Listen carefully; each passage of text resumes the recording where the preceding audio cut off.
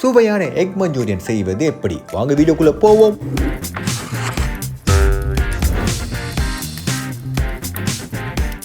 முதலில் முட்டையை உடைத்துவிட்டு, அதாவது ஓட்டையை உடைத்துவிட்டு ஒரு பாத்திரத்தில் போட்டு விடுங்கள். உப்பு மற்றும் பெப்பரை போட்டு கலக்கி இன்னொரு பாத்திரத்தில் எண்ணெயை தடவி அதில் ஊற்றி இப்படி ஸ்டீம் செய்து எடுத்துக்கொள்ளுங்கள். இந்த முட்டை கேக்கை ஹாப்பி பர்த்டே டு மீ என்று பாட்டுப்படி பீஸாக வெட்டி விடுங்கள். இப்போது மைதா மற்றும் கார்ன்ஃபிளவரை சலித்து எடுத்துக்கொண்டு அதில் உப்பு மற்றும் சில்லி பவுடரை ஆட் செய்யுங்கள். தண்ணீர் ஊற்றி நன்றாக மிக்ஸ் செய்து வெட்டி வைத்த முட்டை பீஸ் கேக்கை உள்ள போட்டு நன்றாக பிசைந்து கொள்ளுங்கள். இப்போது இதை எண்ணெய் சட்டியில் போட்டு நன்றாக ஃப்ரை செய்து கொள்ளுங்கள். இந்த வறுத்தெடுத்ததை அப்படியே ஒரு ஸ்நாக்காக கூட சாப்பிடலாம். அவ்வளோ கிறிஸ்பா செம்மையா இருந்தது. இப்போது மஞ்சூரியன் ப்ராசஸ்க்கு ஒரு கடாயில் எண்ணெய் ஊற்றி ஜிஞ்சர், கார்லிக், ஆனியன்ஸ் மற்றும் கேப்சிகத்தை போட்டு நன்றாக வதக்க வேண்டும். சைனீஸ் ரெசிபினாலே கண்டமேனிக்கு சாஸ் ஊற்றணும். அதனால chilli sauce, soya sauce, tomato சாஸை ஊற்றி நன்றாக மிக்ஸ் செய்து கொள்ளுங்கள். கார்ன்ஃபிளவரை தண்ணியில் கரைத்து ஊற்றி எக் 65 போட்டு உப்பு போட்டு நன்றாக கிளறினால் சுவையான எக் மஞ்சூரியன் ரெடி.